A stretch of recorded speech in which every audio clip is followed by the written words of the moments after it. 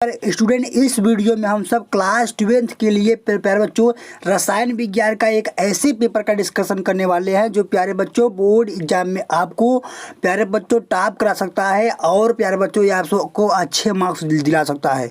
प्यारे बच्चों यह क्लास 12th का केमिस्ट्री का पेपर है जो कि 2026 बोर्ड एग्जाम के लिए प्यारे बच्चों बहुत ही इम्पोर्टेंट है।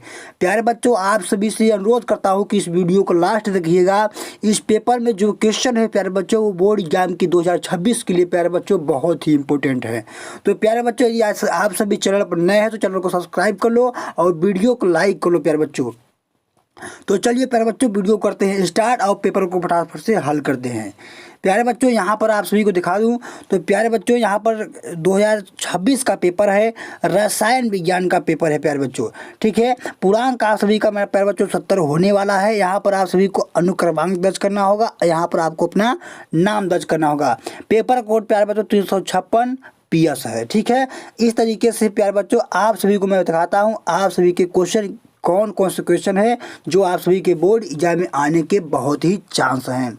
तो प्यारे बच्चों यहाँ पे देखिए पहला क्वेश्चन है कि निम्न में से कौन सा आदर्श विलयन की दशा है। यानी प्यारे बच्चों आदर्श विलयन के लिए कौन सी स्थिति है, इसमें इनमें से कौन सी स्थिति है जो आदर्श विलयन को क्या करती है प्यारे बच्चों फॉलो करती है। तो प्यारे बच्चों आप सभी को बता दूँ कि जब प्यारे बच्चों इन तीनों के बराबर जीरो हो, जीरो क्या हो, जीरो ना हो। यानी देखिए यहाँ पर जब कोई भी इक्वल बराबर ना हो, यानी इस तरीके से मार्किंग लगा हो, तब प्यारे बच्चों क्या होता है आदर्श विलयन नहीं होता है। लेकिन प्यारे बच्चों यहाँ देखिए सभी के बराबर पर का निशान लगा हुआ है।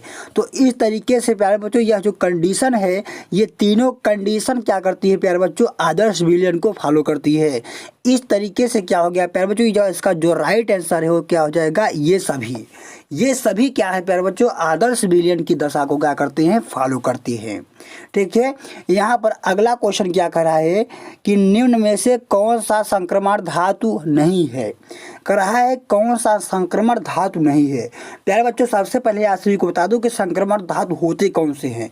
ठीक है, तो आप सभी को वैसे पता चल जाएगा कि इसमें संक्रमण धातु कौन से नहीं है। तो संक्रमण धातु उसे कहते हैं प्यारे बच्चों जिनके डी कक्षक में क्या होते हैं प्यारे बच्चों अयुग्मित इलेक्ट्रॉन पाए जाते हैं, उन्हें क्या कहते हैं संक्रमण धातु कहते हैं। ठीक है, लेकिन प्यारे बच्चों जब आप इन तीनों का जब क्या करेंगे इलेक्ट्रॉनिक विन्यास करेंगे तब आप सभी को क्या पता चलेगा प्यारे बच्चों कि जो कॉपर है प्यारे बच्चों इसके डी कक्षक में क्या होता है कि अयुग्मित इलेक्ट्रॉन नहीं है। अयुग्मित इलेक्ट्रॉन का प्यारे बच्चों मतलब होता है कि मान लीजिए डब्बा है और इस डब्बे में क्या होते हैं 2 इलेक्ट्रॉन होते हैं और इसका जो प्यारे बच्चों दोनों डब्बा है फुल रहता है। इनमें अगर एक यानी डब्बा में एक इलेक्ट्रॉन रहता तो इसे हम लोग अयुग्मित इलेक्ट्रॉन कहते हैं। जब 2 इलेक्ट्रॉन होते हैं एक डब्बा में तो इसे युग्मित इलेक्ट्रॉन कहते हैं। तो प्यारे बच्चों इस तरीके से जो कॉपर है इसकी आखिरी डी कक्षक में क्या होते हैं अयुग्मित इलेक्ट्रॉन नहीं होते हैं, जिसके कारण जो प्यारे बच्चों ये क्या है कार्बन जो है एक प्रकार का क्या है प्यारे बच्चों संक्रमण धातु नहीं है। ठीक है, अब देखिए यहाँ जो ग वाला क्वेश्चन है क्या कर रहा है कि FeCO5 में Fe की ऑक्सीकरण संख्या कितनी है। प्यारे बच्चों आप सभी को एक ट्रिक बता दूं कि जब प्यारे बच्चों आप सभी को क्या रहे कि यहाँ पर CO रहे, बीच में CO रहे और इस तरीके से ब्रैकेट रहे और यहाँ पर कोई भी धातु रहे, ऐसा नहीं कि यहाँ पर आयरन ही रहे, मतलब कोई भी धातु रहे तो उसकी ऑक्सीकरण संख्या प्यारे बच्चों हमेशा कितनी होगी, 0 होगी। हमेशा क्या होगा प्यारे बच्चों 0 होगा। तो इस तरीके से इसका जो राइट आंसर होगा प्यारे बच्चों वो क्या हो जाएगा 0। क्या हो जाएगा ऑप्शन नंबर डी 0 हो जाएगा। ठीक है, अगला क्वेश्चन यहाँ पर क्या कर रहा है कि निम्नलिखित यौगिक में से मतलब क्या है कि सबसे कम क्षारी कौन है। निम्नलिखित यौगिक में विलयन में सबसे कम क्षारी कौन है। तो प्यारे बच्चों आप सभी को बता दूं कि इनमें से सबसे कम क्षारी जो है वो अमोनिया है। क्या है, अमोनिया है। ये क्या है प्यारे बच्चों सबसे कम क्षारी है। ठीक है, आइए अगले क्वेश्चन की ओर तो चलते हैं हम सब। अगला क्वेश्चन क्या कर रहा है कि आयोडोफार्म परीक्षण नहीं देता है। इनमें से कौन है जो आयोडोफार्म परीक्षण नहीं देता है। सबसे पहले मैं बता दूं आप सभी को आयोडोफार्म परीक्षण देता कौन है।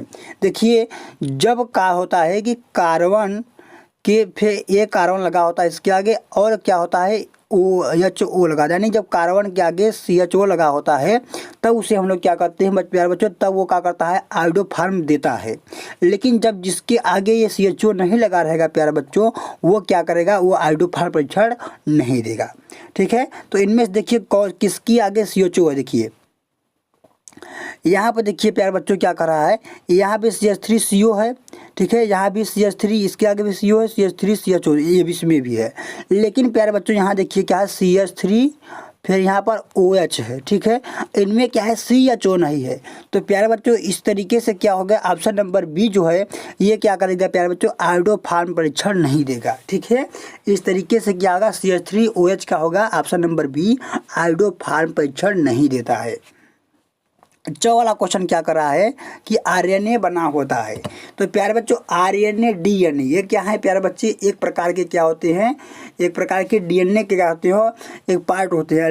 DNA और RNA ये क्या होते हैं, मानव पाए जाते हैं, DNA में पाए जाते हैं। ठीक है, तो बच्चों DNA जो RNA होता है ये क्या होता है प्यारे बच्चों, एक प्रकार से न्यूक्लियोटाइड से बने होते हैं। ये जो प्यारे बच्चों होते हैं, ये जो DNA होता है प्यारे बच्चों, ये जो DNA होता है प्यारे बच्चों डबल हेलिक्स होता है, और जो RNA होता है प्यारे बच्चों एक 1 हेलिक्स होता है। ठीक है, तो प्यारे बच्चों इस तरीके जो DNA होता है प्यारे बच्चों, ये भी क्या होता है, न्यूक्लियोटाइड से जुड़े होते हैं, और ये भी क्या होता है, न्यूक्लियोटाइड से जुड़े होते हैं। तो इस प्रकार से जो RNA और बना होता है प्यारे बच्चों, किससे बना होता है, न्यूक्लियोटाइड से बना होता है। ठीक है, न्यूक्लियोटाइड से बना होता है। यहाँ से क्वेश्चन आपका प्यारे बच्चों सब्जेक्टिव स्टार्ट होते हैं। सब्जेक्टिव क्वेश्चन, पहला क्वेश्चन क्या कर रहा है प्यारे बच्चों यहाँ पर कि मोलरता और मोलरता से आप क्या समझते हैं। तो प्यारे बच्चों मोलरता और मोलरता किसे कहते हैं, देखिए जब क्या होता है कि 1 kg बिलियन में क्या कहता है, 1 kg विलायक भी प्यारे बच्चों विलय की मोलों की संख्या को क्या कहते हैं, जब मोलरता कहते हैं, मोलरता कहते हैं। और प्यारे बच्चों 1 लीटर बिलियन में क्या कहता है, विलय की मोलों की संख्या को हम लोग क्या कहते हैं प्यारे बच्चों, मोलरता कहते हैं। ठीक है, अगला यहाँ पर ख वाला क्वेश्चन क्या कर रहा है इसमें कि संक्रमण धातु के आयन अणुचुंबकीय व रंगीन है, कारण सहित बताइए। यानी प्यारे बच्चों संक्रमण धातु के आयन अणुचुंबकीय और रंगीन क्यों होते हैं, कारण सहित बताइए। तो प्यारे बच्चों जो संक्रमण धातु होते हैं, संक्रमण धातु के डी कक्षक में क्या होते हैं प्यारे बच्चों, अयुग्मित इलेक्ट्रॉन पाए जाते हैं, जिसके कारण क्या होता है प्यारे बच्चों, जो संक्रमण धातु है अणुचुंबकीय और रंगीन होते हैं। यही आप सभी को क्या करना है, लिखना है थ्योरी में। ठीक है, ग वाला क्वेश्चन यहाँ पर क्या कर रहा है कि बंधन व जलयोजन समझौता की परिभाषा लिखिए। तो लिखेंगे कि जब यौगिक का क्या होता है प्यारे बच्चों, ये अणुसूत्र समान और क्या होता है लिगेंडों की स्थिति असमान होती है, तो उसे बंधन समझौता कहते हैं। और जब क्या लिखेंगे प्यारे बच्चों, जल योजन समझौता को कैसे लिखेंगे कि जब यौगिकों के अणुसूत्र समान और जल की स्थिति असमान होती है, तो उसे हम सब क्या कहते हैं प्यारे बच्चों, उसे हम लोग जल योजन समझौता कहते हैं। ठीक है, अब देखिए यहाँ पर इम्पोर्टेंट क्वेश्चन है, ये क्या कह रहा है घ वाला क्वेश्चन यहाँ पर कि निम्नलिखित परिवर्तन से आप कैसे करेंगे, निम्नलिखित परिवर्तन आप कैसे करेंगे। कह रहा है यहाँ पर प्यारे बच्चों कि एसिटिक अम्ल से एथिल एल्कोहल बनाना है। एसिटिक अम्ल क्या होता है प्यारे बच्चों, CH3COOH कह रहा है, इससे आपको क्या करना है, एल्कोहल बनाना है। यानी क्या कर रहा है आप सभी को CH3C एच फिर और OH कर रहा है बनाने के लिए। ठीक है, ये कर रहा है आपको बनाने के लिए। तो क्या करेंगे प्यारे, जब पिक्रिक अम्ल की यानी जो एसिटिक अम्ल की क्रिया क्या कराएंगे प्यारे बच्चों, आप लोग लिथियम एल्युमिनियम हाइड्राइड से कराएंगे, अपचयन करा देंगे प्यारे बच्चों, तब आप सभी का क्या होगा कि एसिटिक अम्ल से एल्कोहल बन जाएगा। ठीक है, अब देखिए यहाँ पर क्या कर रहा है कि फिनाल से पिक्रिक अम्ल बनाइए। देखिए 2 वाला कर रहा है कि फिनाल से पिक्रिक। फिनाल क्या होता है प्यारे बच्चों, बेंजीन के ऊपर OH लगा होता है। इस तरीके से जो बेंजीन होता है इसके ऊपर OH लगा होता है, इसे फिनाल कहते हैं। ठीक है, और पिक्रिक अम्ल कैसे कहते हैं प्यारे बच्चों, जो बेंजीन होता है इसके ऊपर OH तो लगा होता है, पर प्यारे बच्चों यहाँ पर NO2 इन तीनों कोनों पर क्या होता है प्यारे बच्चों, NO2 लगा होता है, उसे हम लोग क्या कहते हैं, पिक्रिक अम्ल कहते हैं। ठीक है, अब देखिए यहाँ पर एक न्यूमेरिकल है, कह रहा है प्यारे बच्चों यहाँ पर कि 18 ग्राम C6H5 यानी C6H5O6 ग्लूकोज को 180 ग्राम जल में मिलाया गया है। तो विलयन का अपेक्षिक वाष्प दाब अनुमान निकाल दीजिए, यानी पी नॉट माइनस पी अपान में पी बराबर यक्स ए। तो आप सभी को क्या कर रहा है प्यारे बच्चों, वाष्प दाब में अपेक्षिक अनुमान पूछ रहा है। तो ये आपको क्या करना है, पी नॉट की वैल्यू याद करनी है यहाँ से, ठीक है। इसको आप लोग न्यूमेरिकल में हल कर लीजिएगा, ठीक है। तो इस तरीके से प्यारे बच्चों यहाँ पर क्या कर रहा है, इस तरीके से प्यारे बच्चों इसमें जो क्वेश्चन है वो बहुत ज़्यादा इंपॉर्टेंट है। यहाँ पर देखिए क्वेश्चन क्या कर रहा है कि निम्नलिखित में से निम्नलिखित के आईपीएससी नाम लिखिए। तो यहाँ पर देखिए आईपीएससी नाम क्या कर रहा है, CH3 CH ऊपर Cl लगा है, फिर CH2 OH। तो इसका जो आईपीएससी नाम क्या होगा प्यारे बच्चों, सबसे पहले लिखेंगे कि नंबरिंग करेंगे 1 2 3, ठीक है। 1 2 3 करेंगे, लिखेंगे 2 क्लोरो